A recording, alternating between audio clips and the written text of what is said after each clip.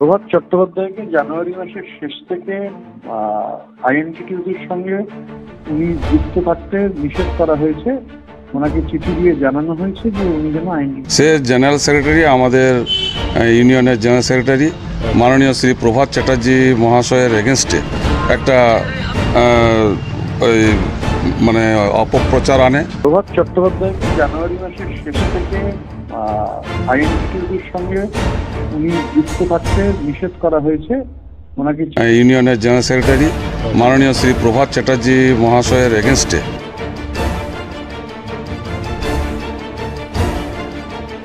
প্রভাত চ্যাটার্জি মামলায় নতুন বিরাট চমক। আইএনটিটিউসির রাজ্য প্রেসিডেন্ট ঋতব্রত বন্দ্যোপাধ্যায় সরাসরি জানিয়ে দিলেন প্রভাত চ্যাটার্জি আইএনটিটিউসির কেউ নন। বর্তমানে তিনি আইএনটিটিউসির কোনো পদেই নেই। জানুয়ারি মাসের শেষ দিকে লিখিত চিঠি দিয়ে শ্রমিক সংগঠনের কোনো কাজে হস্তক্ষেপ করতে প্রভাত চ্যাটার্জিকে মানা করা হচ্ছে।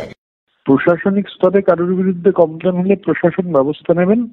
প্রভাত চট্টোপাধ্যায়কে জানুয়ারি মাসের শেষ থেকে আইএনটিটিউসির সঙ্গে উনি যুক্ত থাকতে নিষেধ করা হয়েছে। ওনাকে চিঠি দিয়ে জানানো হয়েছে যে উনি যেন আইএনটিটিউসির কোনো ধরনের কাজের সঙ্গে যুক্ত না থাকেন। জানুয়ারি মাসের শেষের তারিখটা আমি বলে দিতে পারি আপনাকে, জানুয়ারি মাসের 27 তারিখ। এই ঘটনার কথা হয়তো প্রভাত বাবুর সাঙ্গপাঙ্গরাই অনেকে জানতেন না। আইএনটিটিউসির বেশিরভাগ প্রোগ্রামে 27 জানুয়ারির পরও প্রভাত বাবুকে দেখা গেছে সব মহিমায়। সোমবার প্রভাত চ্যাটার্জির হয়ে শেখ মনি কয়েকজনকে নিয়ে ওয়ারিয়া ফাঁড়িতে ডেপুটেশন দেন এবং এখানে তিনি বলেন প্রভাত বাবু বর্তমানে আইএনটিটিউসির জেনারেল সেক্রেটারির পদে আছেন। এক প্রকার ঋতব্রত বাবুকে প্রশ্নের মুখে ফেলে দেন তিনি। প্রকাশ্যে আইএনটিটিউসি রাজ্যের পক্ষ থেকে কেন এই ঘোষণাটি আগে করা হলো না সেই নিয়ে প্রশ্ন জেগেছে অনেকের মনে। সোমবার প্রভাত বাবুর হয়ে শেখ মনি দাবি করেন সমস্ত ঘটনাটি মিথ্যা এবং দলের একাংশ চক্রান্ত করে এই ঘটনাটি ঘটিয়ে প্রভাত বাবুকে বদনাম ও ফাঁসানোর চেষ্টা করেছে।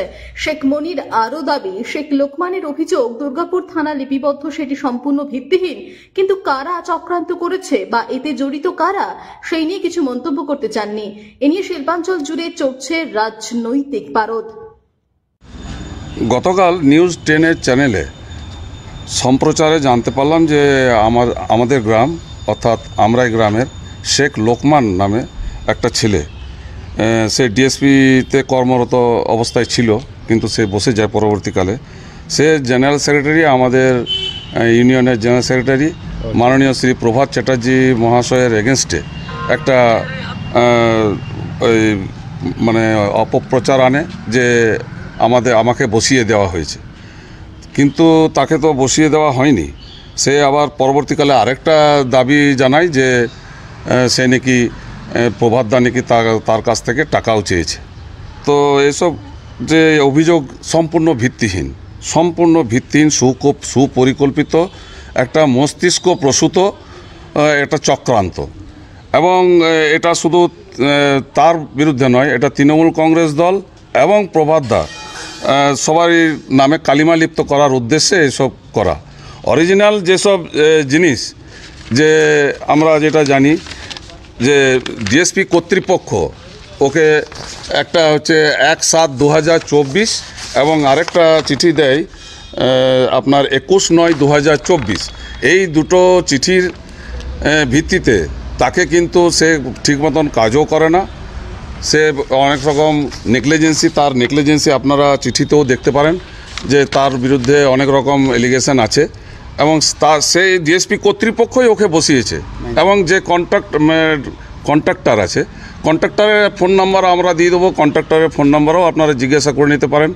কন্ট্রাক্টর হচ্ছে AS কনস্ট্রাকশন দীনেশ সিং, এবং তাকে যখন ফোন করা হয়, আমরা যখন ফোন করি আমাদের ইউনিয়নের তরফ থেকে, সে বলে যে আমরা দেখছি, চেষ্টা করছি। তারপরে দাদার কাছেও আসে, আমাদের প্রভাতদার কাছে আসার পরও কিন্তু তখন ওই একটাই জিনিস বলা হয় যে প্রভাতদা ডাইরেক্ট যখন ম্যানেজমেন্টকে ফোন করে, ম্যানেজমেন্ট বলেছে যে আমরা চেষ্টা করে দেখছি। তার মধ্যেই সে কিন্তু এরকম টাইপের একটা এলিগেশন দাদার বিরুদ্ধে নিয়েছে, সম্পূর্ণ ভিত্তিহীন, মিথ্যা। এটা একটা সুপরিকল্পিত মস্তিষ্ক প্রসূত চক্রান্ত। থাকতে পারে পিছনে সেটা বলতে পারবো না, কিন্তু এটা একটা চক্রান্ত প্রভাত চ্যাটার্জির বিরুদ্ধে। আপনারা কি আবার পাল্টা দ্বারস্থ হয়েছেন? আমরা কিন্তু এর সম্পূর্ণ একটা তদন্ত চাই। আমরা পুলিশে তার জন্য আমরা করেছি, প্রশাসনের কাছে আমরা গিয়ে দ্বারস্থ হয়েছি এবং তার চিঠি আমরা প্রশাসনকেও আমরা এটা করেছি। প্রশাসনকে বলেছি যে আপনি পূর্ণ তদন্ত করুন এবং পূর্ণ তদন্ত চাই, এর সঠিক তদন্ত চাই। যে উল্টো পাল্টা কথা বলে কারোর দ্বারাতে সে কথা বলল সেসব না, আমরা চাই এর সঠিক তদন্ত এবং সঠিক তদন্ত করে প্রশাসন আমাদের কাছে আসল জিনিসটা নিয়ে আসুন। Bureau report, TV news 10।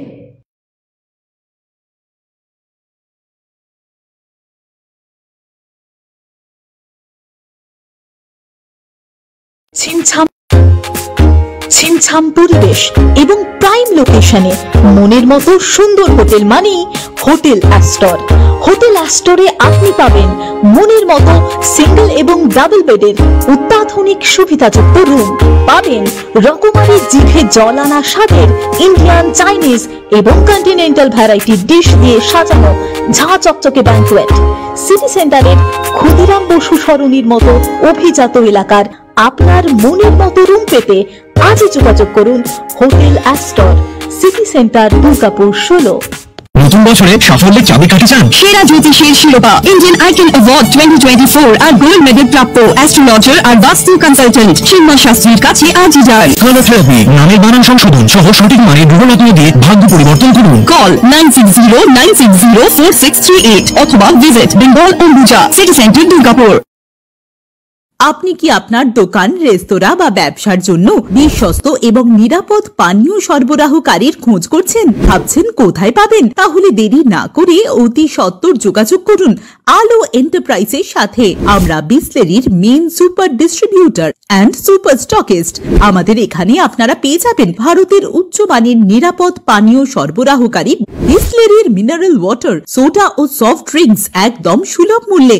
তাহলে আর সময় নষ্ট না করে মানসম্মত, বিশুদ্ধ এবং নির্ভরযোগ্য পানীয় পেতে চলে আসুন আমাদের ঠিকানায়। ঠিকানা সারদাপল্লী, বেনাচিটি, দুর্গাপুর 713213। বিশদে জানতে কল করুন 9064157482 অথবা 9064457040 এই নম্বরে।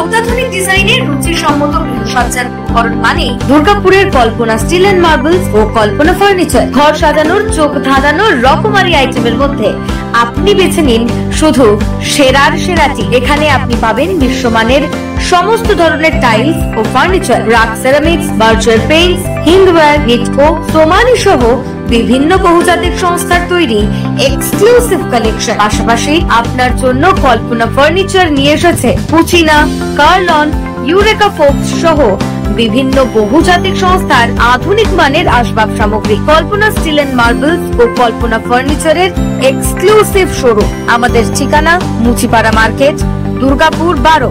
আমাদের শাখা রয়েছে বাঁকুড়া, ফিরিঙ্গি, বড়জোড়া, চণ্ডীদাস বাজার, শ্যামপুর মোড়, বিটু বাজার, কাঁচাবেড়িয়া ও দুর্লাভপুরে।